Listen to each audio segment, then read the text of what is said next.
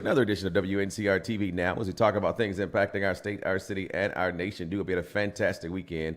Happy Monday to all of you all. Thank you so much for, again, tuning in to WNCR-TV Now, as we talk about things impacting our state, our city, and our nation. On this Monday morning, let me see what's going on here. Looks like that was not checked. So that would certainly cause the non-Facebook here. And in my fast checking, I unclick both of them. Not sure. Yep, that worked. Okay. So, again, good morning to each and every one of you. Thank you so much for tuning in at WNCR TV Now as we talk about things impacting our state, our city, and our nation. I said it like 20 times, huh? I didn't bring my phone today, so obviously I am phoneless. So we use the handy-dandy laptop over here. Well, I got multiple ones. I can use a third one over there, but anyway, I need to do the Facebook share, so let me get that done real quick. Well, it's a little bit longer on the laptop. There's a computer. It's not like computers just, while your phone is a computer itself, it seems like they just think a little bit too much, and so they process a little too slowly for me. There we go. At least it was right here on the main page, though. Good.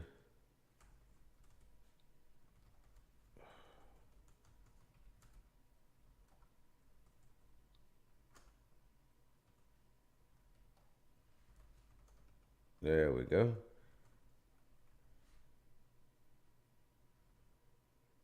Why can't I do that? Okay, there we go. All right, so got that shared on the Facebook page there that we are on the air on, what is this platform? Facebook Live? Yeah, there we go. Facebook Live as well as YouTube. We're there as well. What is it to talk about? I didn't even do any show prep this morning, so that's yet another thing there. What is this? What did I share here recently? Oh, the Soul Food Sunday. Yeah, that was pretty cool, too. And congratulations to the new restaurant, Bustin' Gut, who opened up Friday. So I went by there Friday and got something to eat as well. And so many people were there. Saw some familiar faces. Had a magician in there. So congratulations to those and everyone who's involved in establishing a new eatery in downtown Rocky Mount.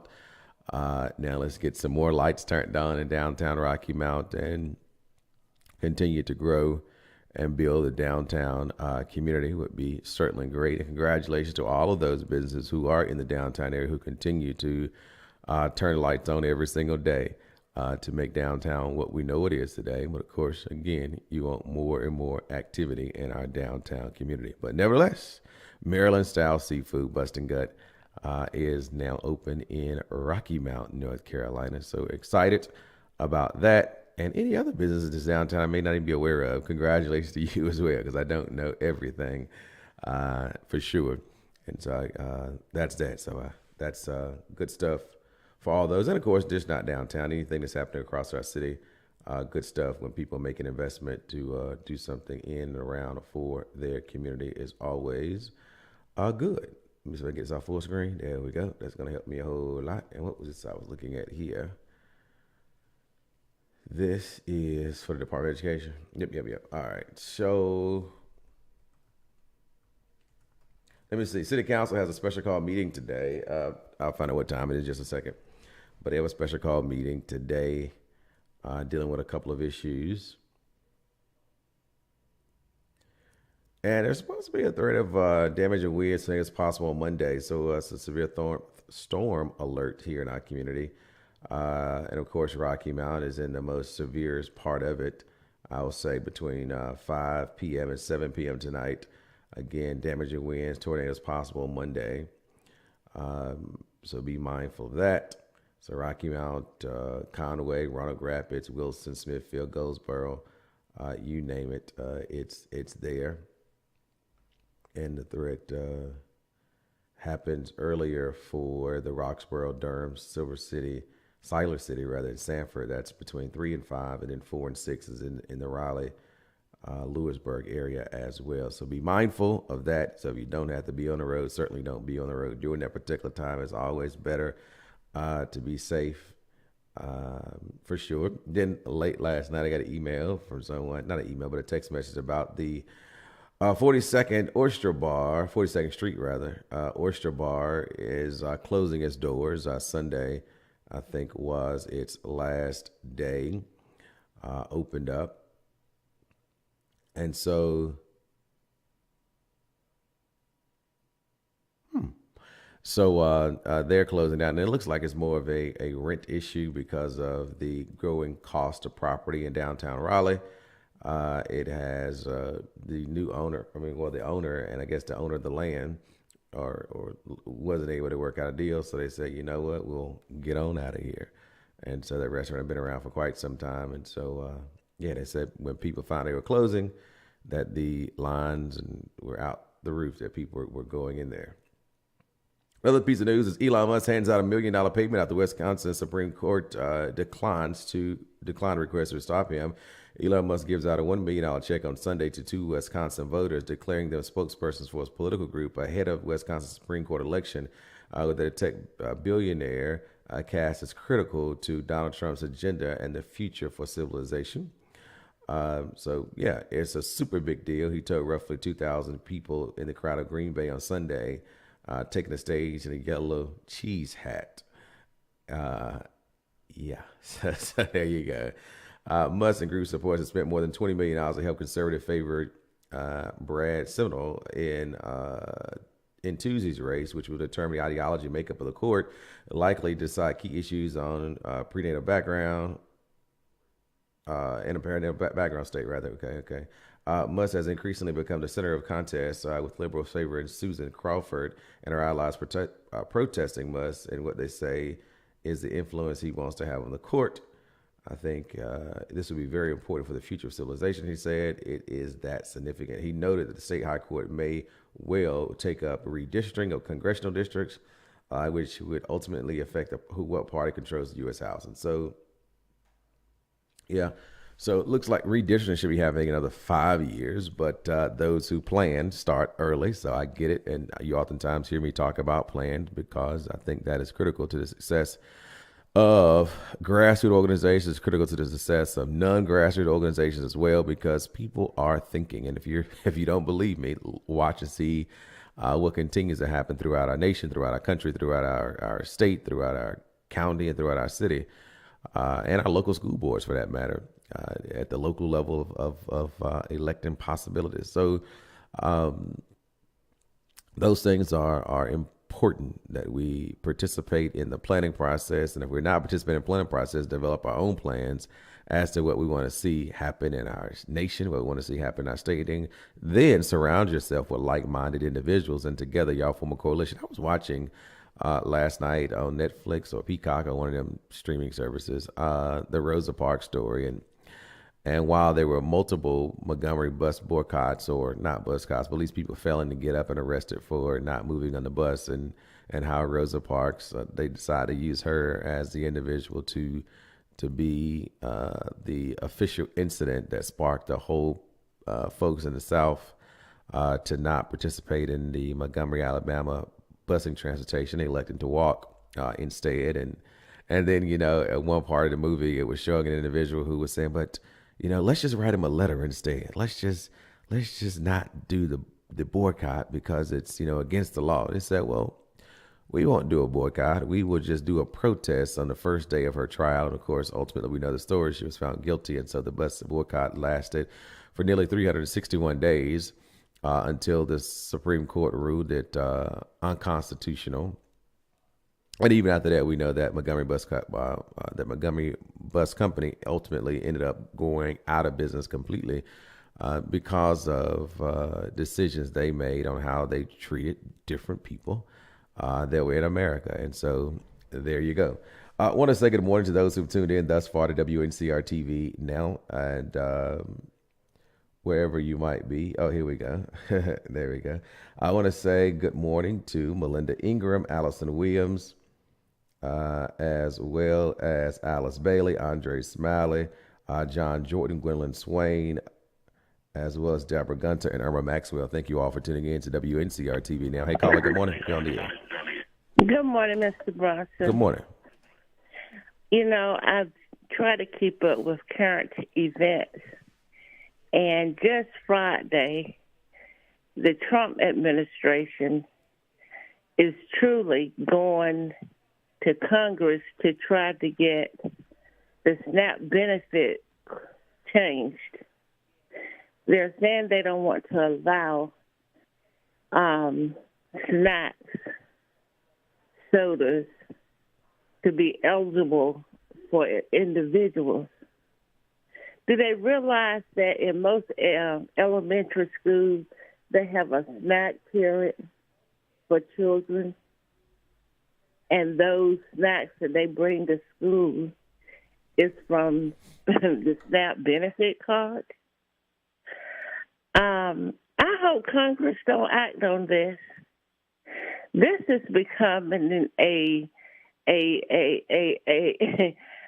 nation of dictatorship.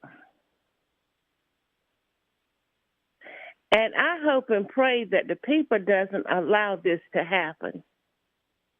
If people want to buy snacks on their card, so be it. It's food. If they run out before the end of the month until they get the next, that's on them. But I just can't stand this dictatorship that's going on nowadays. He is going in, making a lot of changes, and truly there is waste. I do believe that in government. But there is a way to do it. I spoke with a cousin of mine who worked with the Justice Department in Washington, D.C., and they have a house here in Rocky Mount, and right now they really don't know what to do with it. However, they're holding on to it because she simply said, if he get rid of me, I'm going to have to move back there in the home. That's sad. This man is pretty much dictating how we're going to live and do a whole lot of things. He has already cut the funding for food, for the schools and other programs. What are people going to do? And just like the boycott with Rosa Parks, I truly feel that we need to start going back to the old roots. One person alone, especially with our African Americans, just isn't going to get it. But if we go up there to Washington, D.C., and rally like we should rally, some of this stuff would be stopped. So I'm so disappointed that he's going that route. The haves and the have-nots. It don't bother some people. But kids rely on those SNAP benefit cards for snacks to go to school. And I truly hope and pray that he does not continue with his thought. But knowing Trump the way I know him, he will. It's a game to them. Oh, I can see them sit back laughing when they say, oh, I'm going to do an executive order for this and for that. We need to stop participating in stores that truly does not honor some of the things that help us stay afloat and equal to others. It's a shame that you're hired based on your color. Affirmative action. I mean, because I'm knowledgeable. Don't look at the color of my skin. But yet we're supposed to be free. That's a lie. We are still in bondage. So, I don't feel like preaching this morning. Nevertheless, it's some things that's going on in our nation that I truly am not satisfied with. Like I said, there is waste, but there is a way to approach it. In fact, there's a way to approach everything. And I just hope and pray that we stop accepting some of the things that's going on and stand up as a group of people and let him know this isn't going to happen. I'm truly disappointed because when you mess with children, you touch something in my heart. And he has, and he's trying to stop a lot of stuff. They ought to be able to get household items. They should allow at least $35 each month for household items like cleaning supplies. Washington, D.C. does. So why you got that? If you can do it in one state, why can't you do it in another? Which Washington is a district, nevertheless. Why can't you? And now you're talking about what they can and cannot buy. But that's okay. The Lord sits high. He don't like ugly and don't care too much for pretty. That man gonna get his one day. Thank you very much. Thank you. The Trump cabinet is on track to be one of the whitest cabinets in modern history. And when the government is given unchecked authority, civil rights are often the first to be sacrificed. Without this amendment, nothing in this bill stops an administration from using its reorganization powers to weaken the enforcement of civil rights and anti-discrimination protections.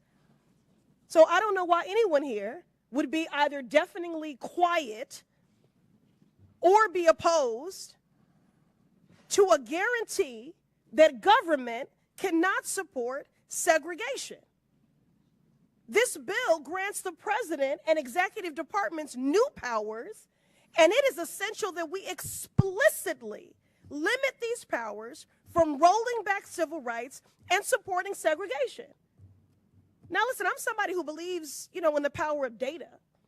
So let me offer some data points here. The Department of Housing at HUD, Trump is firing HUD workers in my district, including those that oversee anti-discrimination work. If we do not pass this amendment, he could try to allow for segregated housing like he did with his real estate properties in New York. Department of Labor, Trump has fired members of the Equal Employment Opportunity Commission, an independent agency leading to power being concentrated in the Department of Labor. If we do not pass this amendment, we could see the erasure of all progress made for equal employment and equal pay, regardless of race. And finally, the Department of Veterans. The erasure of the contributions of black veterans is already happening under the Trump administration. Without this amendment, Trump would go further than websites. He will deny black people care at local VA hospitals throughout the country. So I don't understand why anyone would be opposed to what should be an easy amendment to support, unless you support the efforts of Donald Trump to resegregate this society, which he is clearly on track to do, having just dropped this policy prohibiting contractors from having segregated facilities. Why would such an action be taken if that is not the root and the motivation of his dangerous and draconian actions that seek to take us back? Would the gentlelady yield for a second? Who's asking? Yes, Maryland. I yield to you. She said, "Who's asking?" Depending on who asking if I'm going to yield or not. Again, that was Representative Presley. Now, I do believe that amendment to that particular bill did fail. And let me just look at that. I think it was her amendment. Let me see. Presley's amendment fails. I didn't get a chance to actually look at look at. I need to say Congresswoman, President.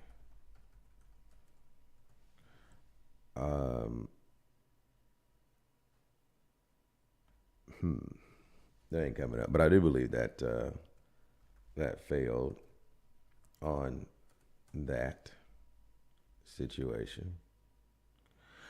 And I don't know. Good morning also to Candy Staten, Barbara Chapman, Jacqueline Leonard Randolph, Deborah Manning, James Bullock. Thank you all for tuning in as well to WNCR-TV Now as we continue to talk about things impacting our state, our city, and our nation. Let me see if I can locate this real quick. Fail. Yeah,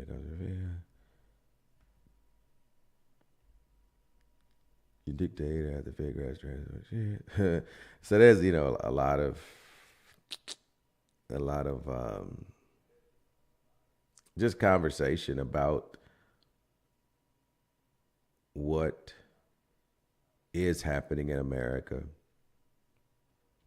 And I think it's a fair assessment to feel a certain way. See, a lot of times people take actions and not realizing the overarching issue that they will cause. And many a times you will do things with the goal to hinder, harm, or impede one person, one group, one body, one organization, or what have you, and finding out that the action that you create becomes detrimental to a greater amount of people than you expected. There again, because you failed to plan, and so therefore it brings about failure in some situations, catastrophic failure, epic failure, any other kind of thing you want to put before failure that would cause you to have to go back and rewalk some of the things that what you did. Now, again, Ayanna Presley is the video that I just shared with you a few moments ago. And that was some of my sentiments earlier on in the naming and appointments of the President Donald Trump's administration, of his selectees and cabinet appointments, many of which they were a lot of conversation and some heartburn from even some Republicans as far as confirming some of these people. But ultimately they did for the, I guess, consistency, the loyal nature of the Republican Party. They opted to do it. And Mitch McConnell has come home and kind of walked, he said, look, I ain't voting for this person, and knowing that there was enough votes. And so I guess I wonder, in the case, if there wasn't enough votes, what would Mitch McConnell's actions been in that situation? But he then knowing that there was enough votes, I mean, did he really care that the person got into the position or not? Is, you don't know, because there wasn't a real threat of him voting no on some of the nominees, that they were going to fail regardless. They were going to pass regardless, so it didn't really matter. So, there was that symbolness of maybe he has some different thought or this, that, and third. I don't know. Maybe it was a statement because he was mad about no longer being majority leader. I have no earthly idea. But what I do know, it happened. But unfortunately, I believe in this place called America as we see it today, when a person who is not a person of color accedes to some level, there's ultimately many a times no questions asked, and if there are questions asked, it's just a formality, and we're going to proceed anyway. In fact, I'll go back to the Rosa Parks movie that I watched last night, and in that they were illustrating the whole situation, people getting registered to vote and the process of that. And so she went there, and so she was able to tell how many senators there were, how many this and whatever else she did. And so she said, okay, well, here, take this test. And again, the literacy test, which you probably heard about. If you ain't, let's talk about that one day. But so she goes on and did the test. So the clerk at the window looks at the test, you failed. But meanwhile, there was an individual who came in who happened to be a white man and happened to be a member of her church congregation. And so they was having conversations. Oh, yeah, here you go. You have a meeting to get this thing. And kept bothering me. So let me go ahead and get registered. And he paid his $1.50. And he got registered. So she took the test again, failed it again. So the next time she took it, she wrote the answers to the test. I mean, she copied the test verbatimly. And she gives her the test and she says, if you tell me I failed this test again, you'll be hearing from my attorney. And that is when the lady goes and get her supervisor. I don't know if this actually happened this way, but at least this is the way the movie portrayed it. I'm going to get my attorney. So she got a supervisor. The supervisor said, register. She said, well, your fee is $12.50. It's $150 for each year you should have registered by time when you turn 21.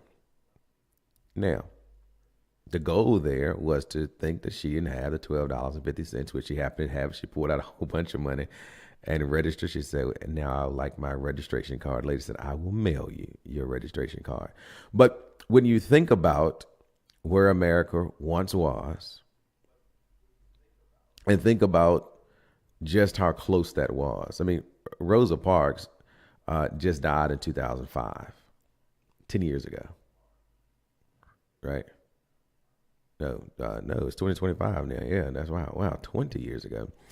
But she just died in my lifetime, right? And so that's not that far away that people were living who dealt with blatant discrimination. In fact, there's people who watch this television program right now who deal with blatant discrimination probably on a daily basis to this day, and some who've dealt with it in their past. Some have lived through segregated schools and saw the desegregation of schools. And so these actions are not too far removed from generations in which are still walking this earth today. And so there is this idea that because we have moved from that we won't go back. And that's just not what it is. The only reason why things did occur from civil rights bills and things of that nature was because of people collectively coming together and saying that this just ain't right. And unfortunately, I don't think you have that anymore. I don't think you have the conversation of people going and saying that this just ain't right. The conversation you now have is that it won't happen again. And then slowly you see things being chipped away. And it is action items of an overarching plan to say that America was better when we had a segregated society. And if you don't agree with that stance, then many folks would be saying, we don't need legislation like this. We don't need policy like that, because that truly is rolling back. No, but what we'll say is, I agree. We don't need affirmative action. I agree. We don't need pre-clearance when it comes to redistricting. I agree. The elected body should redistrict the way they want to, and this, that, and third. I agree. And so you get to those points, and then you see the results of the actions, and then you say, well, darn, I thought that this was beneficial to the greater good of society, and come to find out that I've been bamboozled. But yet people have been telling you for 2 months, 3 months, 4 months, 10 years, 20 years, 30 years, that the ultimate goal of some in society is to get it back to where there were laws, where there was, you cannot have integrated families.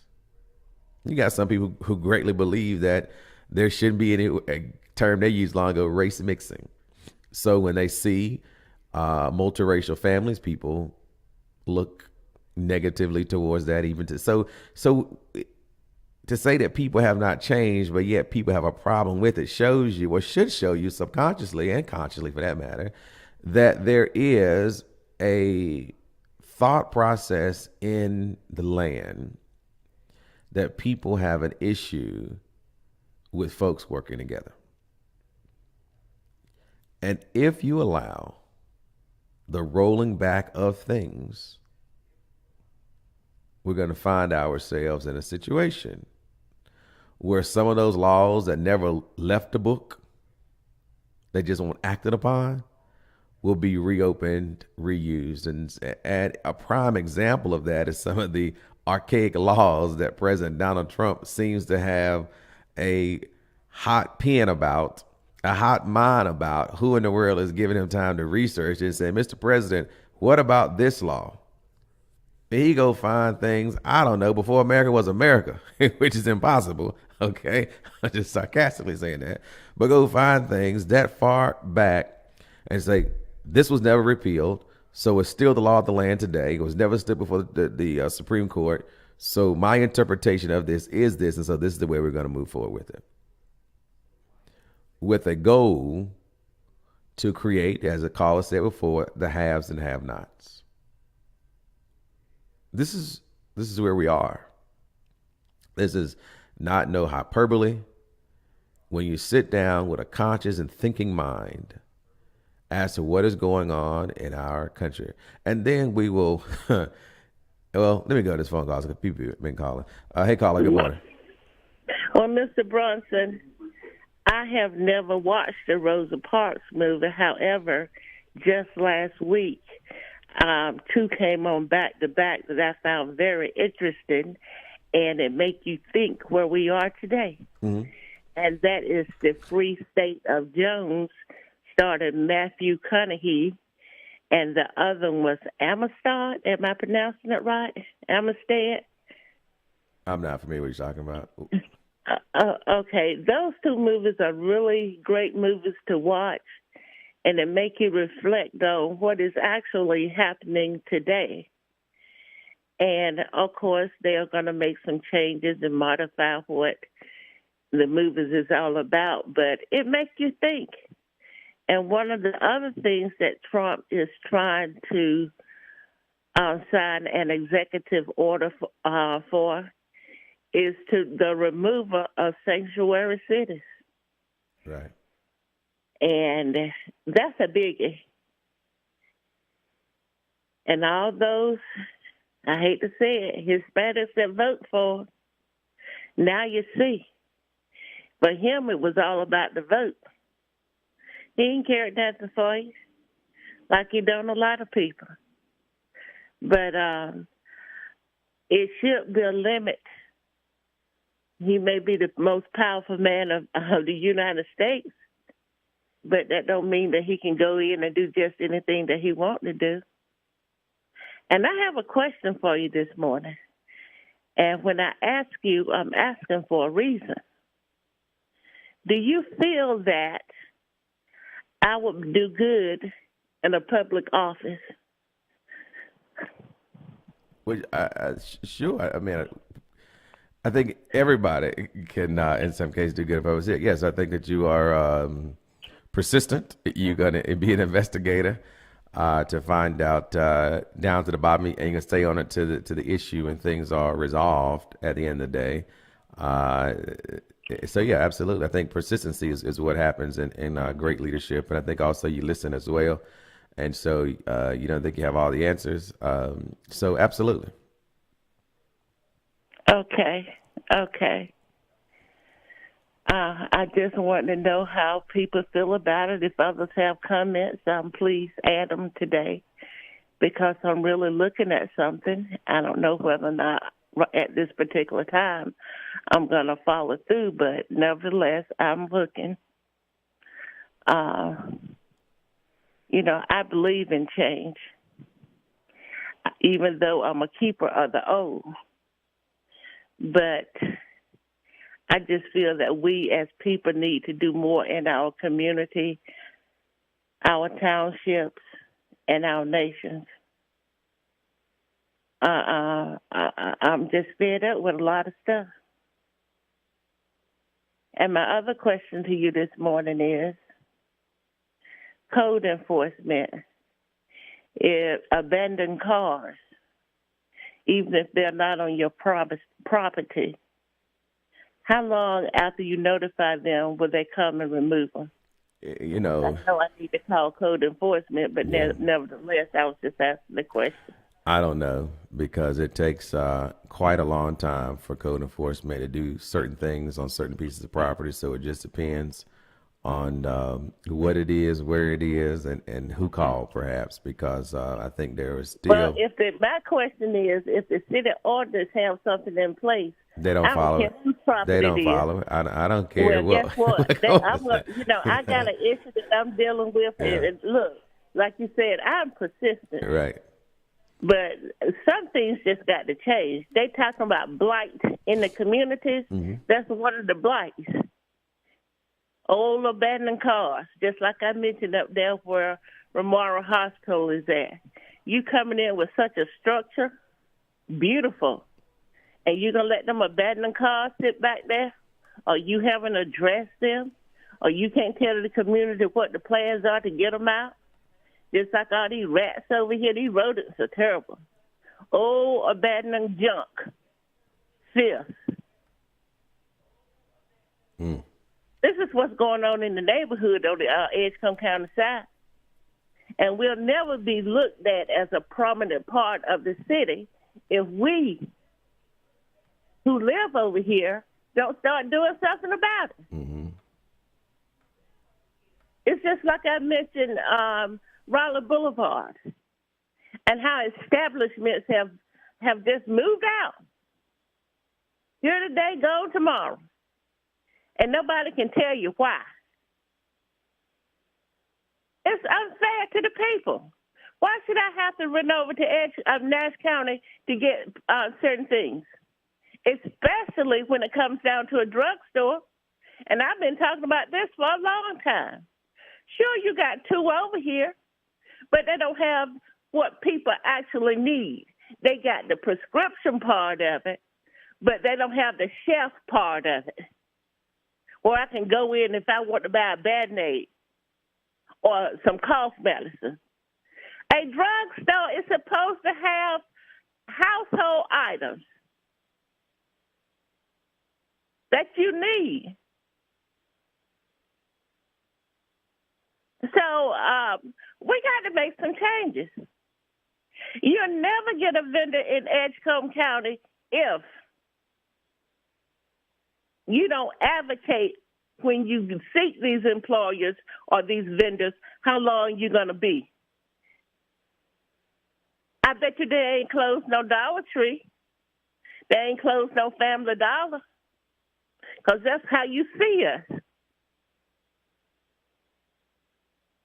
That's the Republican side of it. You ain't closed no Chinese store.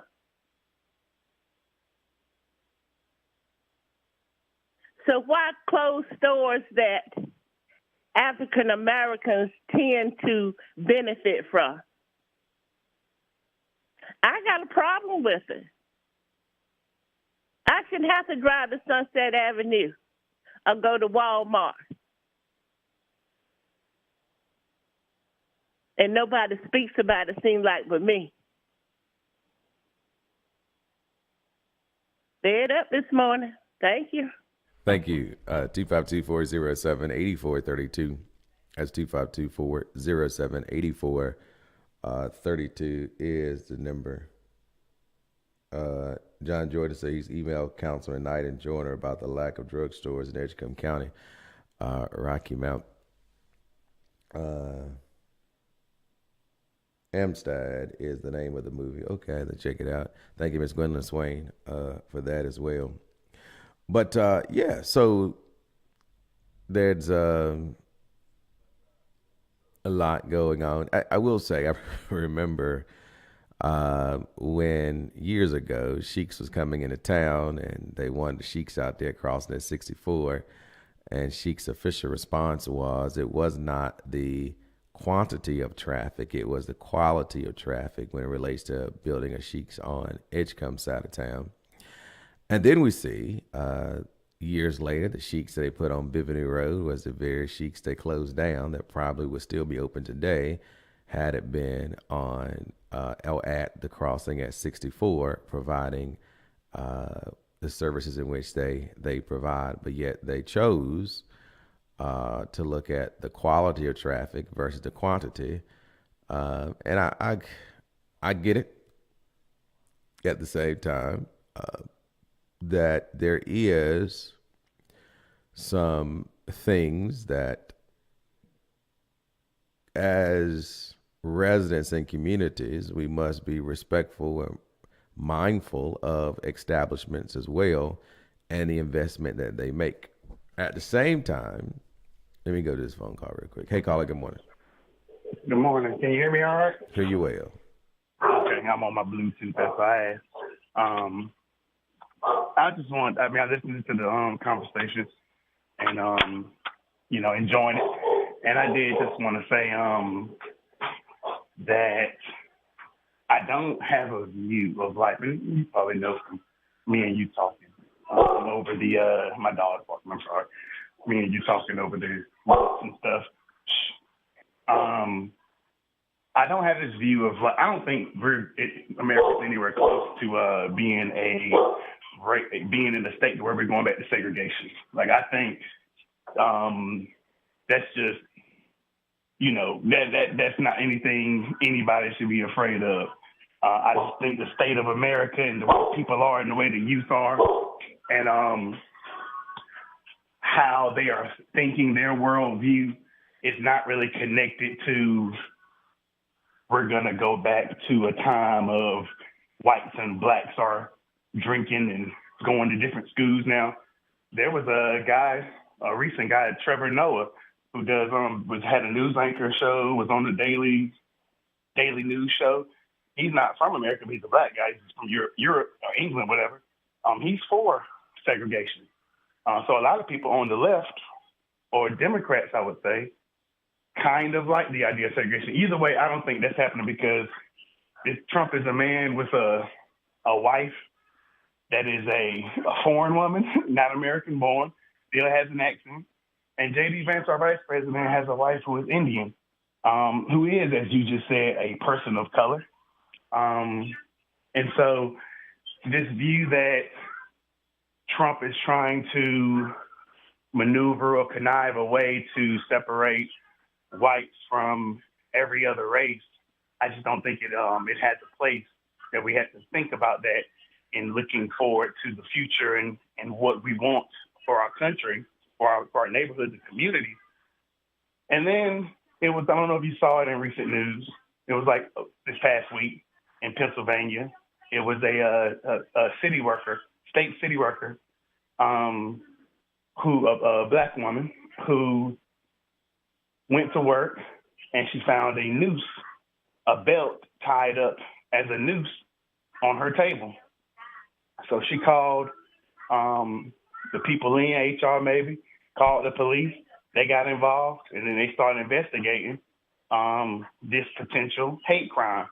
And as they investigated by looking at the DNA around the whole belt and asked everybody to bring in one of their belts so they could do a DNA test, she was the only one who didn't want to do it. And so throughout the investigation, they found out it was just a hoax. She planted the whole thing to be seen a certain way, like the Jussie Smollett case, but she planted the whole thing. And so I feel like as Black people, we don't have to view and see life this way, and because, what you see people doing, if life is not that way, they have to create it that way. And so I would be curious, why do you think people make race hoaxes? Like, why do you think this woman would do something like that? Well, it's because oftentimes there are people who are blinded by the actualities of what's really going on and want to bring heightened attention, awareness for people to open up their eyes. But I don't think they have to create a hoax to do it. I think they just got to get information out to people. But oftentimes people would rather share clickbait on social media talks about a news somewhere versus sharing an anti-DEI bill that helps resegregate government, right? So, people much rather read that. And so, unfortunately, we are a centralized, where we like sensationalism more than actual black and white data, facts, and everything else. So that's kind of what happens there. It's unfortunate, but it happens. But it doesn't negate the fact that we are moving in that direction, and whether people see it or not is, I don't know what more people can do to help people see that, but that is the reality of of what America is since the 1964 Voter Rights Act. And there has been a continuation of gutting things that are, and so to think that we're not moving that direction, I mean, I don't know how to make people see that, but I can say, hey, this is what America was prior to 1964. This is what America was when 1964 Voter Rights Act. This is where we are in 2025. Do you see those things that were once there protected? Again, in his executive order, he was repealing some of Johnson's orders during the civil rights movement. So if you're repealing what Lyndon B. Johnson put into place to help with a segregated America, obviously you are rolling back race relations in America. There's no other way to explain that. I think, I don't know if it's rolling back race relations in America. I mean, and that's race fine. relations kind of fluctuate just with how people are feeling based on the leadership. I mean, and then if you listen to the different leadership doesn't matter. On. No, sir. Leadership is that doesn't matter about how people feel about leaderships. We're talking about an action of leadership. So whether it was Barack Obama who did it, whether it was Joe Biden who did it, if you take an executive order that once exists that protected people in America, when you repeal that, you no longer have those protections. And so we will make this. What is it protecting people from? This was segregated government. This was allowing that it was okay for government to segregate. Now, some people will feel as though that hiring people because of their color through DEI was also a form of segregation, right? So you have that talking point to justify and give strength to why those measures should be lifted. But when you go back and look over the history of America, it was very evident that in the first term of President Barack Obama, and this is in 2008, we were starting to hear this person was the first black to serve there. This person was the first woman to serve there. This person was the first that to serve there. And America had long been formed since then. So why was it that was in 2008, after all this education, after the 1964 Voter Rights Bill, when you start compiling all the data points together and being realistic and honest about it, I think that it is a tragedy. And even today, we're still looking at some of the first blacks or first women to hold certain positions. That if the women prior to that, if people of color prior to that were not adequately qualified to serve in those positions. But what does that mean, though, other than that America has come a long way and it's very still a young country, a young nation? No, we're rolling back. Yeah. We're not coming a long way. We're rolling back in America. And so you're saying that how blacks were treated in 1900s in America is similar to today? We're treating a lot of people. We're treating a lot of people, including blacks, in a very shameful condition today. Somebody said earlier. No, let's leave it to blacks because you made the topic about blacks, so I don't want to. Okay, sure. We'll talk about black people. Well, black people. I don't think there's too much you can do in America that does not hinder or have some effect on black people, right? So when you talk about if this is, I haven't verified. I'm gonna take Ms. Davis' point to be factual. If they're cutting down SNAP benefits from the ability to buy whatever it is that they're doing, obviously we know there are some black people who are on SNAP benefits, right? And so we know that is going to stop the resources. We do know that, and we talked about this before, that when they created a voter ID bill and having access to voter identification cards, they were methodical in closing down driver license agencies in areas that were predominantly black. She just talked about a few moments ago in Edgecombe County side, which happens to be a more predominantly black county, and certainly an area in Rocky Mountain. There's been a closure of things, or not even coming to existence in the first place, because of the quality of traffic versus the quantity of traffic. And so, I mean, I could go on and on about what has happened to black people. You were asked the other day about why did crowns move? And you said you gave, it could be plenty of reasons why that, you mentioned the fire. You mentioned the fire, but then you said maybe they'll come back. Yeah. But you also mentioned it can be, it's reasons why, they may come back to it, but the fire was the thing that caused it. But yeah, then I suggest businesses over there then for, you know, I it may be suggest they go crime, it back may be. to Hardee's or something that nature. They may be able to afford Hardee's. So yeah, it is the quality. Again, I'm not making this up. This is something that sheiks themselves said, right? That it was the quality of traffic. And so then you have to figure out, okay, quantity versus quality. Now I got to look at the quality attributes of people who would frequent that store, and you're going to look at it by the local demographics of the area and find out, okay, this is not who we're serving. And then you go back and look, okay, well, where do sheiks actually sit themselves at in communities? Okay, now I'm kind of seeing what quality of traffic they actually want. And so I think that too often people's eyes are blinded because we don't want to have conversation about race. We want to make it that race is a thing that's going away. But I think we got to be honest and say it isn't. And there are those who say when black people talk about race, all they're doing is stirring up race and this, that, and the third. But I'm just talking about facts. And whether people like the facts or appreciate the facts or value the facts, it does not mean they're not facts. They are what they are. And so the question I always have is how do we move from that? But unfortunately, we're moving from that in the opposite direction. Again, I go back to the number of legislations that have been passed and rolling back protections that people once had in America, they no longer have. And if there are people, and I want to go back to this question. I'm sorry. Go ahead. Another thing you said that was interesting. You said that there's a generation of people young people today who are in their own silos and they don't really care about what's really going on, so to speak. I'm paraphrasing that.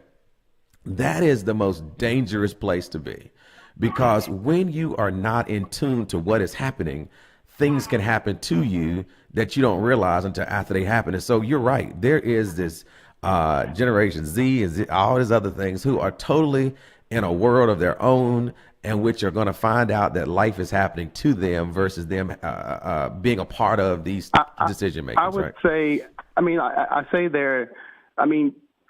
some people are engaged. Some young people are engaged. Trump had, from what I heard, has a lot of Gen Z support. We see that he did well with social media, where majority of people are at nowadays. Like, they're just not tuned in to. The only time you pay attention to the main news networks is joking about them online. And so I do think the conversation of race has to be had, for the most part, only because we're forced to have it by being in this country, because it's such it's almost a part of the soul of this country that we can never leave, that we have to continue to have this conversation about it. And I always, as time goes by and I get older, I sympathize more with Morgan Freeman's statement, to where if we just stop talking about race, it'll go away. We stopped talking about we need a Black History Month. We don't have a Jewish History Month. We don't have a European History Month. And we just stopped talking about these things. And I get what he's saying as time goes on and I get older. And I've heard it said before, so a lot of Black people would think white people can't talk about race. Or if they talk about race, they have to talk about it from a certain position or a certain emotion. And they would say it's because you're not Black, you can't understand. And so they're basically saying you're too far away from the issue. But there's also being too close to the issue, to where you can't see. If something's too close to your face, you can't make out what it is clearly. And though I do think the conversation of race should be had, we can talk about those things. I do think that it's not something that affects everybody's life every day. You asked me the other day, or some weeks ago, when I brought up Trump, how much of these things are affecting my concerns just in my life, like in my local day-to-day things. I take that same reality to this. And I asked you before at one point, how often do you experience racism, conscious racism? And it was like, I don't know, maybe it's unconscious, but then that means we don't really know when we're experiencing it. So if I don't experience, and I'm around white people, my wife's white, I go to church with a blended congregation. So I as much exposure I have to other ethnicities and cultures and nationalities, it is what it is. But if I don't experience those things, if my reality is 100 years ago we couldn't have interracial marriage, and I don't even like the word race because it's not biblical. It's not a godly thing. This is just something man-made. God separated people by nations and tribes, not color. So it's already sin. I'm steeping in by even having to use this language. But race, if I don't experience this stuff in my day-to-day life, and I don't experience people oppressing me, then how am I supposed to believe that we're going back to something when everything around me says this isn't really true?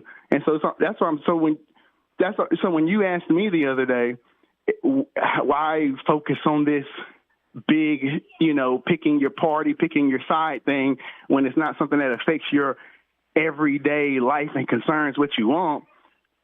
So why would I do the same about being scared of, Trump may take stuff away because some of the things he's rolling back had connections to this over here, if that makes sense.